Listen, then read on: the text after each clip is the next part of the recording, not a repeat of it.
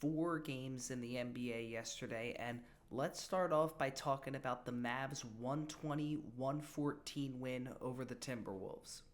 Started in Minnesota's favor thanks to a complete first quarter takeover from Anthony Edwards. He had 24 of Minnesota's 34 points in the quarter. He shot 8 of 10 from the field, was absolutely dominant at all facets of the offensive side of the ball.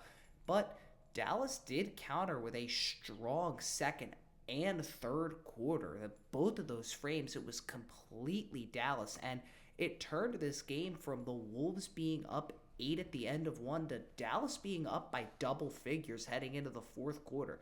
That was completely due to Dallas's defense forcing a bunch of turnovers, them starting to hit their shots, and forcing the ball out of Anthony Edwards' hands. Quarter, Minnesota's offense started to wake up again. They started hitting their shots again, and they made this game as close as 2 points with about a minute and a half, 2 minutes left in the fourth quarter. But thanks to some big shots, including an absolute bomb from Luka Doncic about 35 feet away, which was his first three of the night. He had been 0 of 7, 0 of 6 before that, but he'll shoot the one from St. Paul and hit it, which just shows you the beauty of basketball. Hits that one to put Dallas up 8. Minnesota does hit some shots to keep it semi-close, but their last chance is swiped away by Najee Marshall, and Dallas earns a great win against the team they beat in the Western Conference Finals last year. Was terrific last night, particularly in the second half. He had 25 of his 35 points in the second half. He goes 13 of 23 from the field and makes 6 of his 8 threes from long distance in what was an all-around phenomenal game for him. Been an overall quiet night for Luka Doncic, who finished with 24, 8 and 8 on just 10 of 27 shooting and 1 of 8 from 3, but he had 11 of those 24 points in the final frame and was really good down the stretch, including that deep three that I talked about earlier. And think about it this way. Luka Doncic hasn't even been shooting that well to start the year off. He's been shooting under 37% from the field, if I'm right, and hasn't been shooting above 25% from three either. And Dallas has still been playing some really good basketball. Their depth has been playing great. Kyrie's been playing great. Luka's been able to do more than just shoot because he creates so much gravity and spacing out there. Once that shot starts falling, I do not know how you're going to be able to really guard this team, because we've still gotten good nights from guys like PJ Washington. Even if that corner three hasn't been falling for him either, he still has 17 and 8, goes 7 of 13 from the field. He actually did have a good night from downtown tonight, going 3 of 6 from 3. Derek Lively's been playing well. Daniel Gafford's been playing well. Najee Marshall, even if his shot hasn't been falling yet, his defense has been great. Dallas has been able to win games on both sides of the ball. They go 48% from the field and 41% from three tonight, along with forcing 20 Minnesota turnovers. This is a team that I've been impressed with on both sides of the ball, and I really like how the Mavs have been playing so far this year. Timberwolves, Ant wasn't able to keep up that first quarter production for the entire game. He had 24 of his 37 in that first quarter, but did pick it up in the final frame. Dallas just was completely taking the ball out of his hands in the second and third quarter, making sure he wasn't the one that beat them. He goes 37 points, 6 rebounds, 3 assists, 12 of 20 from the field, 7 of 13 from 3. And one thing I've really noticed about him so far this year is he is letting it fly from long distance. I think he's taking around 12 three-pointers a game. He's near the record for most threes taken in the first 4 or 5 games in a season, and it's really been surprising me. But hey, he's been shooting about 42% from 3, so if it's working, why would you try and change it? Julius Randle, he had 27 and 7. He made all 3 of his threes as well, goes 7 of 13 from the field. He still has those, Julius Randle style moments, has kind of a bit of low IQ tunnel vision at points, but he has been fitting a lot better into this Minnesota offense early on in the season than I would have thought. He has been very accepting to the 3-point line and taking that mid-range shot out of his game. He has barely taken that deep two so far this year, and it surprised me. He's definitely worked on that and worked on being in this Minnesota scheme. Naz Reid, he played well tonight, 14 and 9 off the bench. Nickeil Alexander-Walker, he had 11 off the bench. Both Naz and Nickeil Alexander-Walker shot efficiently. Minnesota, when they got their shots off, had a really efficient game on the offensive side of the ball. They shoot above 50% from the field. They go 48% from three, making 19 of their 39 shots from long distance. It was just the turnovers. It was the bad decision making. They had 20 turnovers. It led to Dallas taking 16 more shots than Minnesota did. It wasn't the best game for Gobert. DiVincenzo's been off to a pretty cold start to the season, but I think Minnesota will be fine. They clearly are a very good team, and they have the makings of a great team. They just need to work on the chemistry and little issues that they have right now, but I'm pretty sure they're going to be able to figure it out. We'll play again Thursday against the Rockets, and the Wolves do not play again till Friday, where they take on the Nuggets. The Nuggets, they went back-to-back overtime games and back-to-back nights, beating the Brooklyn Nets 144-139 in a high-scoring battle. It was actually pretty funny to me because it was really similar to Denver's game against the Raptors on Monday. The early first half push from Brooklyn, the Nuggets gradually coming back, finally coming alive in the fourth quarter, sending the game to overtime after a game-tying shot, including missed free throws from the other team, and then gradually pulling away in overtime. It was basically the exact same thing that happened in the Raptors game that happened again last night for the Nuggets. And hey, they win both games of this back-to-back. Would have Nuggets fans preferred it to be a lot less ugly? You bet. But hey, 2 wins are 2 wins. Cannot describe just how good Nikola Jokic has been this season. He has been terrific now for 3 games in a row. After back-to-back 40 balls, he comes in with a 29, 18, and 16 masterclass. Hits the free throws to make it a 1-possession game. Hits the layup to send it to overtime. Does great in overtime as well. He has been magnificent to start the season off. Another guy who's now had back-to-back really strong games is Aaron Gordon. He has 24 points, 5 rebounds. He shoots 8 of 11 from the field, makes all 7 of his free throws as well. By the way, Jokic gets to the line 13 times, makes 11 of them.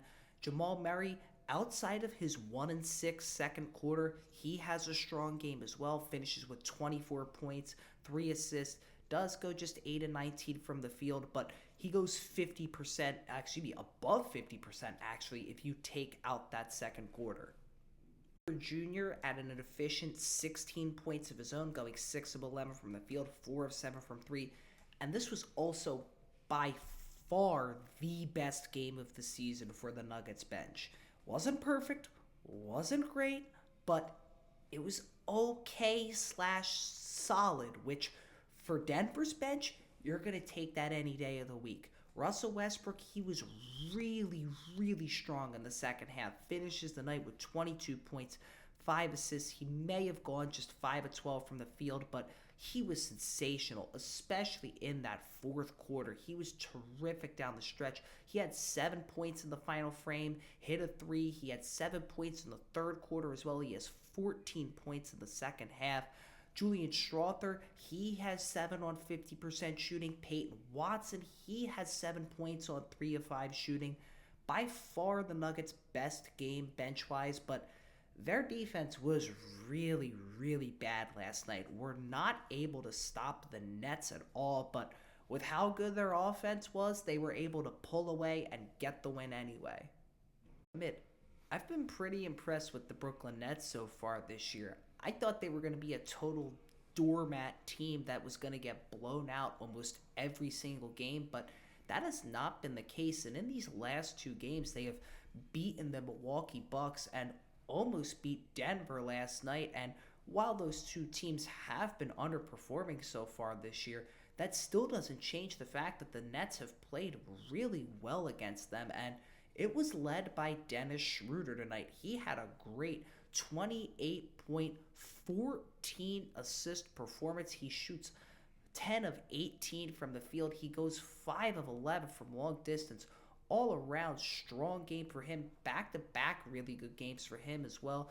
It was the worst shooting night of the season for Cam Thomas, but he was still able to get 26 points on, yes, just 8 of 22 shooting, but 26 points in a bad game, you will take that any day of the week. Cam Johnson added 20 of his own. He had 27 and 5. He goes 7 of 14 from the field, 6 of 10 from long distance.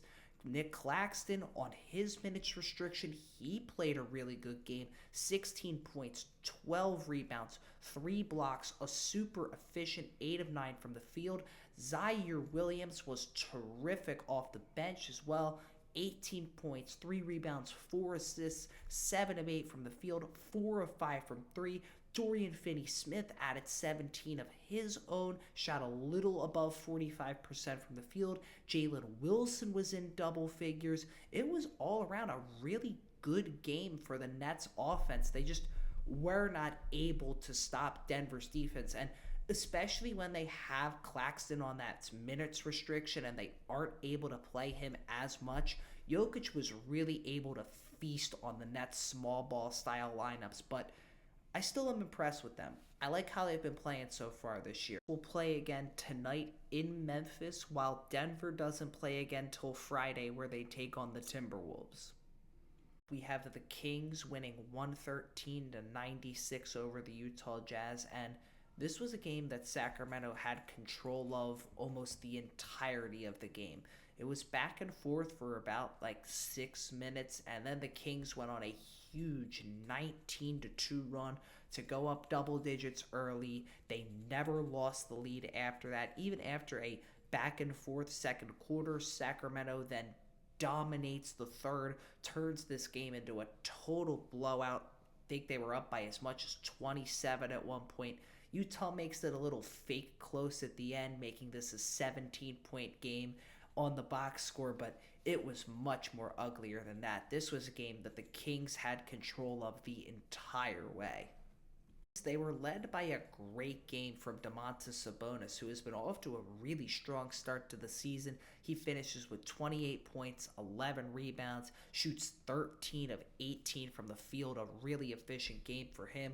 DeMar DeRozan, he had a strong night as well, and the Kings were another one of those teams that people were worried about their spacing and their chemistry, and DeMar has fit in really well with what the Kings are trying to do in these first few games. He's been so much more accepting of this third guy, facilitate, get the ball when I need it, roll, and he's done a good job to start this year. He finishes with 20 points, 8 assists, shoots an efficient 9 of 14 from the field. De'Aaron Fox, he adds 19, 5, and 6 of his own on 8 of 15 shooting. All 3 of Sacramento's best players have efficient, good nights from the field. Keegan Murray, he adds 14 of his own, shoots 6 of 14 from the field. Kevin Huerter, he adds 14 points of his own and shoots 6 of 9 from the field. Overall, a strong night offensively for Sacramento starters. Lastly, the Kings also had their best defensive game of the season this year by far. They hold Utah to under 100 points, under 40% from the field, and that helps when you play Keon Ellis minutes. I was really surprised with the lack of playing time he has been getting to start this year. He gets 17 minutes, 5 points, 4 rebounds, shoots 50% from the field, 5 stocks, 2 steals, 3 blocks in just 17 minutes of play. He creates havoc on the court, is an absolute hound, a sensational defender all around. And we saw it last year. The Kings defense is just so much better when he is on the court. He's a guy that has to play in Mike Brown's rotation just for the amount of defense he provides, especially on a team that needs as much help it can get on the defensive side of the ball. Overall, just not a good game for the Utah Jazz. They got outplayed by a team that is just more talented and better than they are, but I do have a few positives for them. Jordan Clarkson, he had 21 points, 50% shooting, just 25 minutes as well, scored pretty well. Kyle Filipowski, the rookie, he plays pretty well. 12 points, 8 rebounds, shoots 50% from the field, and both Cody Williams and Bryce Sensabaugh played solid when stepping up for the unfortunately injured Taylor Hendricks, who's probably going to miss the rest of the year. Sensabaugh, he's in double figures. He gets 11 on 50% shooting, goes 3 of 6 from 3. Cody Williams, he gets 9 points on 3 of 6 from 3 as well. They both play pretty well, but the rest of Utah's players just did not have a very good game.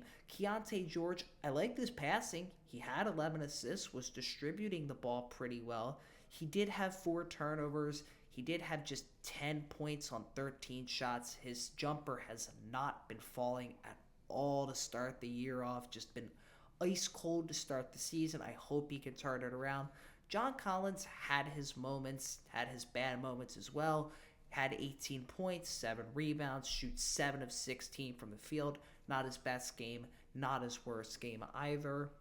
Fortunately, Lauri Markkanen got hurt in the first half of this one as well. He didn't play at all in the second half. I don't know if it was more of a precautionary thing or if he's actually got an injury. That's going to be something to watch, especially since Utah is already shorthanded. Really hope he's okay because he's such a good basketball player. Look to get their first win of the season on Thursday against San Antonio, while Sacramento is heading out to a trip on the East Coast and will take on the Atlanta Hawks in Atlanta on Friday. We have the Golden State Warriors getting a great 124-106 comeback shorthanded win against the New Orleans Pelicans. It took a little while for Golden State to get used to their offense without Steph Curry. They got completely crushed 31-14 by the Pelicans in the first quarter, who did a great job on the defensive side of the ball and were led by a fantastic start from Zion Williamson. The Pelicans, though, lose this lead quickly. Golden State has a strong second quarter to make this game close heading into the half, and in the second half, it becomes an outburst from the Warriors. They score 77 second half points. Their offense catches fire, and they also force a bunch of Pelican turnovers. New Orleans plays a very, very sloppy game. They end the night with 23 turnovers. This led to Golden State taking more than 20 more shots than the Pelicans did, and when Golden State's offense has a half like that and they get that many more shots, it leads to a game that was at one point a 20-point Pelicans lead into an 18-point Warriors win. For the Lindy Waters game, off the bench, he was phenomenal tonight. 21 points, 8 rebounds, 4 assists, 8 of 13 shooting, 3 of 17 from downtown, fighting on defense, plus 26, all around sensational for him.